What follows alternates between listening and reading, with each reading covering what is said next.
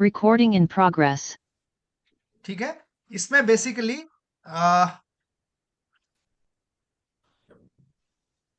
क्या हो गया?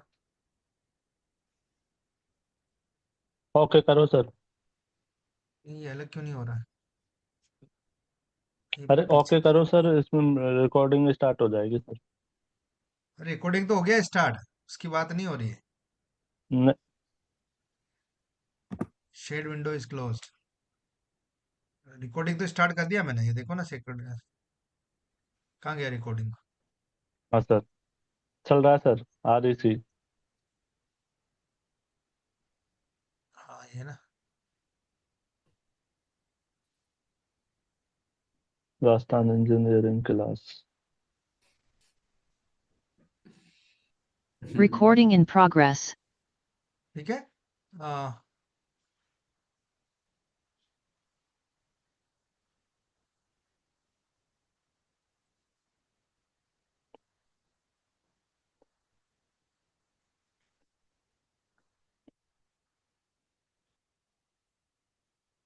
ठीक है।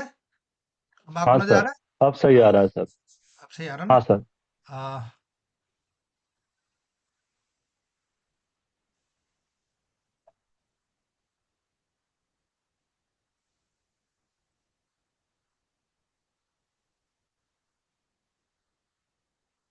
ठीक है। हम सेप्शन टेक्निक के बारे में बात कर रहे थे, तो हमने ये बात करी कि उसको कैसे डिफाइन कर सकते हैं। ठीक है, डेफिनेशन में हमने कहा कि ये दो मिक्सर में से, अगर मिक्सर में से अगर मोर देन टू कंपोनेंट्स है या टू है, उनको अपन चाहे लिक्विड हो चाहे सॉलिड हो, उनको सेपरेट आउट करना है।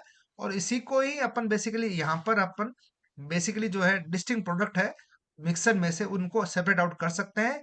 और हमारा जो इम्पोर्टेंट नीड क्या होती है कि हमें कोई कंपोनेंट है उसको प्यूरिफाई करना होता है। ठीक है, तो इसमें हमने बताया कि नीड जो है, क्या नीड हो सकती है? Either number one is we have to identify कि which substance is required for us. Number two, we have to obtain pure substance, and number third is we have to remove all the unwanted particles।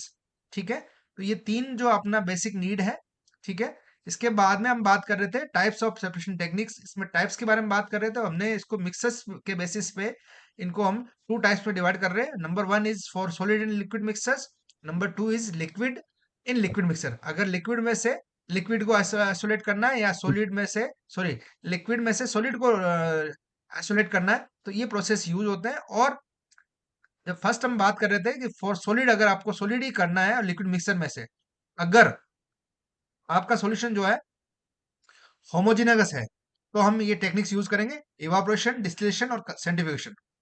Evaporation क्या है? Basically आप जानते हो, जैसे अगर आप सांबर झील देखिए, आपने सांबर झील हाँ देखिए, सर। वहां पे हाँ सर। झील के अंदर क्या करते हैं, वहां पे क्या करते हैं कि वो जो भी सॉल्यूशन है उसके अंदर सोल्ट होता है, उस सोल्ट को फैला देते हैं फील्ड के अंदर, और फैला के सनलाइट से उसको वो करते हैं। तो सनलाइट से क्या होता है, वाटर वाटर तो आपका इवापोरेट हो जाता है, मतलब वो क्या बोलते हैं, बाष्प कंडेंस बन होके जाता है। वो भाप बन के, स्टीम बन के उड़ जाता है, और बाकी जो बचता है उसका सॉलिड बचता है। इस प्रोसेस को बोलते हैं इवापोरेशन। नंबर टू है डिस्टिलेशन। ये जनरली आप लैब में यूज करते हैं। आपको पता है, अगर आपका जो वाटर है वो अगर बहुत ज्यादा उसके अंदर पार्टिकल्स हैं, उसमें कुछ इम्प्योरिटीज हैं, तब आप क्या करते हो, उसको डिस्टिल करते हो। और डिस्टिलेशन का मैंने आपको पहले भी बताया था, क्लास के अंदर भी, प्रैक्टिकल के अंदर भी बताया था। डिस्टिलेशन का मतलब होता है जब आप वाटर या जो सॉल्वेंट है उसको अगर आप हीट करोगे, तो हीट करने पर जो भी क्या नाम कंटेंट है, जो स्टीम हो सकता है, वो स्टीम में कन्वर्ट हो जाएगा, या उसके अंदर जो है इवापोरेट हो जाएगा। वो इवोप्शन वाला जो स्टीम है, उस स्टीम को आपने वापस से ठंडा करना है। वापस से ठंडा करने के लिए उसको बोलते हैं, प्रोसेस को बोलते हैं कंडेंसेशन।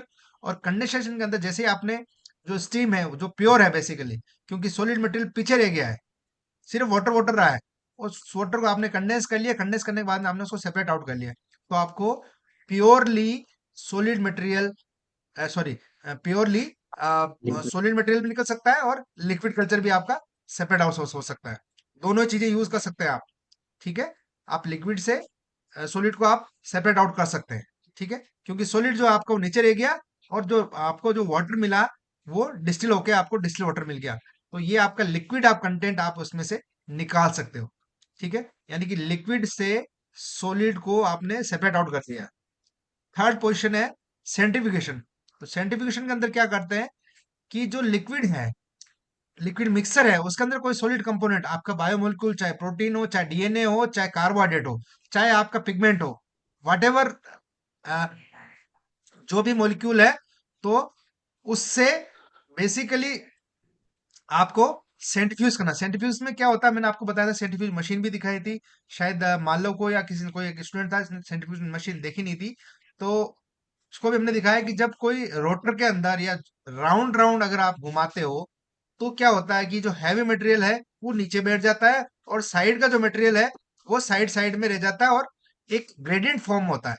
ग्रेडियंट में हैवी मटेरियल नीचे, उससे ऊपर वाला हल्का, उससे हल्का हल्का, इससे लाइटर लाइटर ऐसे होता है। तो ऑटोमेटिकली जो हैवी मटेरियल आपको सेपरेट आउट हो जाता है, और लिक्विड मटेरियल आपका सेपरेट आउट हो जाए, वो ऊपर रह जाएगा, सुपरनेटेंट में रह जाएगा, और जो हैवी मटेरियल है जो पैलेट फॉर्म में है वो उसमें अलग हो जाता है। ठीक है, इस तरह से हम अगर होमोजेनस मिक्सर है तो अपन सॉलिड को लिक्विड मिक्सर से सेपरेट आउट कर सकते हैं, उसको अलग कर सकते हैं। ठीक है, यह वाला समझ में आया आपको? हाँ जी भाई, सर। समझ में बोल देना है यस बीच सर। बीच में। ठीक है, अच्छा, अब सेकंड केस ये आता है कि अगर ये आपका मिक्सर जो है, जो सॉलिड मिक्सर है, सॉलिड जिसके अंदर डिजोल्व हो रखा है मिक्सर के अंदर, अगर ये हेटेरोजेनस कंडीशन के अंदर है, हेटेरोजेनस है बिल्कुल, तब आप क्या क्या कर सकते हो? नंबर वन, आप करोगे सेडिमेंटेशन। इस सेडिमेंटेशन का मतलब होता है कि आप उसको ग्रेविटेशनल फोर्स के थ्रू उसको अलग करने की कोशिश करेंगे। यानी कि आपने क्या करना है, उसको ऐसे मिक्स करना है कि वो हैवी मटेरियल हैवी की तरफ चला जाए और लिक्विड मटेरियल अलग हो जाए। इसको बोलते हैं सेडिमेंटेशन। ये ग्रेविटेशनल फोर्स के द्वारा जो फोर्स होता है उसकी हेल्प से करते हैं। Number two, filtration. फिल्ट्रेशन आपको पता है, फिल्टर करना है बस, बेसिकली आपको फिल्टर करना है। तो फिल्टर करना है तो आपने क्या, प्रेशर लगाना है, या फिर आप नॉर्मल फिल्ट्रेशन से भी आप चला सकते हैं। Third is magnetic separation.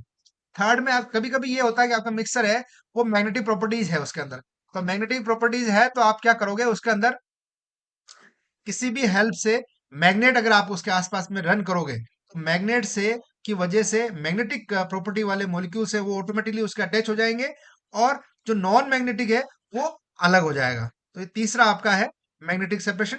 और नंबर फोर है फ्रैक्शनेशन डिस्लेशन। इसमें आपको फ्रैक्शनेट करना पड़ेगा, फ्रैक्शनेट मतलब उसको टुकड़ों में तोड़ना पड़ेगा, फिर उसको बार बार आपको डिस्टिल करना पड़ेगा।